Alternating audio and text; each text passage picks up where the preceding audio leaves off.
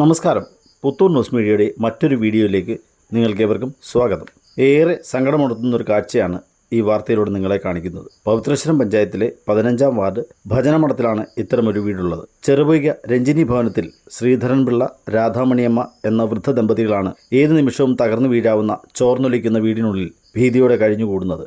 ഇവർക്ക് ലൈഫ് പദ്ധതിയിൽ നിന്നും വീട് അനുവദിച്ചിട്ടുണ്ട്. എന്നാൽ ലിസ്റ്റിൽ മാനദണ്ഡപ്രകാരം 334-ാമതാണ് ക്രമ നമ്പർ ഉള്ളത്. ആയതിനാൽ പദ്ധതി പ്രകാരം വീട് ലഭിക്കാൻ ഏറെ കാത്തിരിക്കേണ്ടി വരും. നിലവിൽ ഈ വീട് വളരെ അപകടകരമായ രീതിയിലാണ് നിൽക്കുന്നത്. രാധാമണിയമ്മ കശുവണ്ടി ഫാക്ടറിയിൽ ജോലിക്ക് പോയാണ് വീട് കഴിയുന്നത്. ശ്രീധരൻ പിള്ളയ്ക്ക് പ്രായാധിക്യവും ശ്വാസം മുട്ടും കാരണം ജോലിക്ക് പോകാൻ കഴിയില്ല. കഴിഞ്ഞ 10 വർഷത്തിലേറെയായി വീടിന് അപേക്ഷ നൽകിയിരുന്നെങ്കിലും ഇപ്പോഴാണ് ലൈഫ് പദ്ധതിയിൽ നിന്നും വീടിന് അംഗീകാരം ലഭിച്ചത്. സുരക്ഷിതമായ ഒരു വീട് എന്ന സ്വപ്നം പൂവണിയുമോ എന്ന് കാത്തിരിക്കുകയാണ് ഈ വൃദ്ധ ദമ്പതികൾ. ഈ വീഡിയോ കാണുന്ന ആർക്കെങ്കിലും ഇവരെ സഹായിക്കണം എന്ന് തോന്നിയാൽ ഈ വീഡിയോയിൽ കൊടുത്തിരിക്കുന്ന രാധാമണിയമ്മയുടെ ഫോൺ നമ്പറിൽ ബന്ധപ്പെടുക. എനിക്കൊരു വീടില്ല. ഞാൻ ആ പഞ്ചായത്തിലേക്ക് 10 വർഷം കൊണ്ട് അപേക്ഷ കൊടുക്കുന്നു.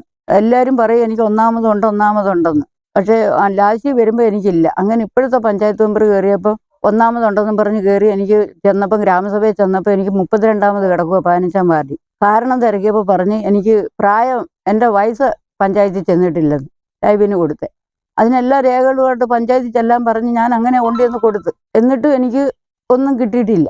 അങ്ങനെ എല്ലാവരും ഇതുപോലെ പറഞ്ഞ് കളക്ടർക്ക് ഒരു പരാതി കൊടുക്കാൻ പറഞ്ഞു. അങ്ങനെ കളക്ടറേറ്റിൽ കൊണ്ടുവന്ന് ഇതിൻ്റെ ഫോട്ടോയും എല്ലാം എടുത്ത് ഞാൻ കൊണ്ടുവന്ന് കൊടുത്തിട്ട് കുറച്ച് നാൾ കഴിഞ്ഞപ്പം പഞ്ചായത്തുകാർ എനിക്കൊരു കത്ത് വിട്ട്. കളക്ടറുടെ പേപ്പർ കിട്ടി. എനിക്ക് 334-ാമത് കിടക്കുവാന്ന് വീട്. അങ്ങനെ പിന്നെ ഞാൻ പോലും അറിഞ്ഞിട്ട് സെക്രട്ടറി എനിക്കൊരു എഴുത്തയച്ചേക്കുന്നു. അത് 334 കിടക്കുവാന്ന് പറഞ്ഞു. പിന്നെ ഞാനെന്താ വേണം, ഞങ്ങൾ രണ്ടുപേരും ഉണ്ട് ഇങ്ങനെ. ഞങ്ങളുടെ കൂട്ടിന് എന്നെക്കാട്ടിലും നല്ല വീടുള്ളവർക്കൊക്കെ ഉണ്ട്. ചോദിച്ചപ്പോൾ പറഞ്ഞു അവർക്ക് വികലാംഗയുണ്ട്, സുഖമില്ലാത്തവരുണ്ട്, വിധവകളുണ്ട്, അതുകൊണ്ടൊക്കെ അവർക്ക് കൊടുക്കുന്നതെന്ന്. ഇപ്പോഴത്തെ 2ാമത്തെ ലിസ്റ്റിലും എനിക്കില്ല. പിന്നെ ഇനി ഞാൻ ആരോടാ പറയേണ്ടത്? മെമ്പറോടെ ചോദിച്ചപ്പോൾ പറഞ്ഞു മെമ്പർ പഞ്ചായത്തിൽ നിന്ന് ഒരു വീടിന് തരാനുള്ള അവർക്കില്ലെന്ന്, ഗവൺമെൻറ്റാ തരേണ്ടതെന്ന്. ഗവൺമെൻറ്റുകാരും ഇങ്ങനെ വന്നില്ല. ഇവിടുന്ന് പിന്നെ ഗ്രാമസഭയിൽ ആദ്യമേ ഇവിടെ വന്ന് അന്വേഷിച്ചപ്പോൾ ഇതുപോലൊരു വീടിന് 1ാമത് അർഹതയുള്ളതാന്ന് പറഞ്ഞു. ഇതിനൊന്നും എഴുതിക്കൊണ്ട് പോകാനില്ലെന്ന് പറഞ്ഞു. അങ്ങനെ പറഞ്ഞിട്ട് പോകണൊക്കെ എനിക്ക് കിട്ടുന്നില്ല. ഈ 334-ാമത് കിടക്കുകയെന്ന് പറഞ്ഞു. പിന്നെ ഞാനില്ല, ഓഫീസിൽ പോയി കിട്ടുന്ന വരുമാനം കൊണ്ട് ഞങ്ങൾ രണ്ടുപേരും കഴിയുക. 2 പെൺമക്കളുണ്ടായിരുന്നു. ഒരാൾക്ക് വണ്ടി ബസ് എഴുതി കൊടുത്തു, ഒരാൾക്കിതും. മരണശേഷം വെച്ചേ 8 സെന്റ്. ഇളയാള് വാടകയ്ക്കാം. 15 വയസ്സുണ്ട് മോക്ക്. അവർക്ക് ഞങ്ങളെ കൂടെ സംരക്ഷിക്കാൻ വാടക വീട്ടിൽ സ്ഥലമില്ല. ഇല്ലെങ്കിൽ ഞങ്ങളെ കൊണ്ടുപോയി 7 വർഷം ഞങ്ങളെ കൊണ്ടുപോയി. പഞ്ചായത്ത് മെമ്പർ കത്ത് വരെ തന്നത് എൻ്റെ കയ്യിലിരിപ്പുണ്ട്.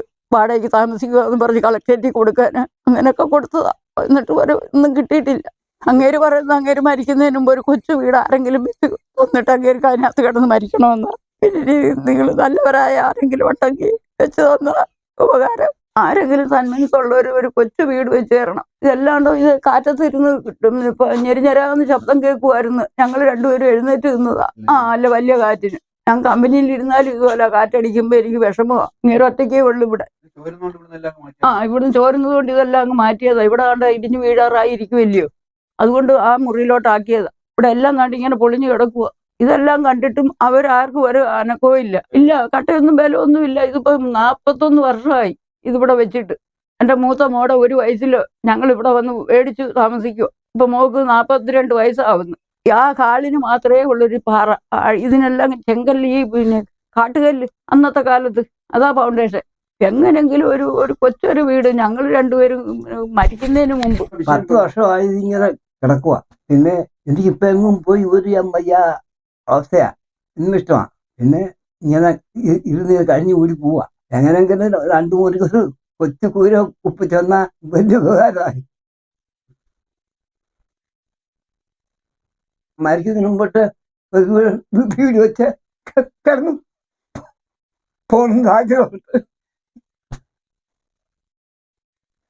നേരത്തെയുള്ള ഭരണസമിതിയിലൊക്കെ നമ്മുടെ വാർഡ് ബേസിൽ ഒരു മെമ്പർക്ക് ഇത്ര വീടെന്നുള്ള നിലയിലുണ്ടായിരുന്നു. പക്ഷെ ഇപ്പം സർക്കാർ ആ ഒരു തീരുമാനം തന്നെ എടുത്ത് മാറ്റിയിരിക്കുകയാണ്. ഇപ്പം പ്രയോറിറ്റി അനുസരിച്ചാണ് ഓരോ വാർഡുകളിലും വീടുകൾ വന്നിരിക്കുന്നത്. വിധവകള്, അംഗവൈകല്യം സംഭവിച്ചവര്, മാരക രോഗമുള്ളവര്, അങ്ങനെയൊക്കെയുള്ള പ്രയോറിറ്റി അനുസരിച്ചാണ് ഓരോ വാർഡിലും വീടുകൾ വന്നിരിക്കുന്നത്. നമുക്കതിനകത്ത് മെമ്പർമാർക്കോ അല്ലെങ്കിൽ ഈ പഞ്ചായത്ത് അങ്ങനെ ആർക്കും ഒന്നും തന്നെ ആ ഒരു ലിസ്റ്റിനകത്ത് ഒന്നും തന്നെ ചെയ്യാൻ പറ്റത്തില്ല.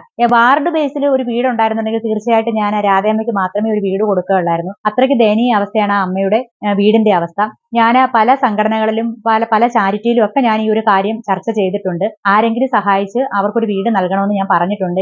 എനിക്ക് സഹായിക്കുന്നതിന് പരിമിതികളുണ്ട്. പിന്നെ ഞാൻ എന്റെ സംഘടനയിലും ഒക്കെ സംസാരിച്ചിട്ടുണ്ട്.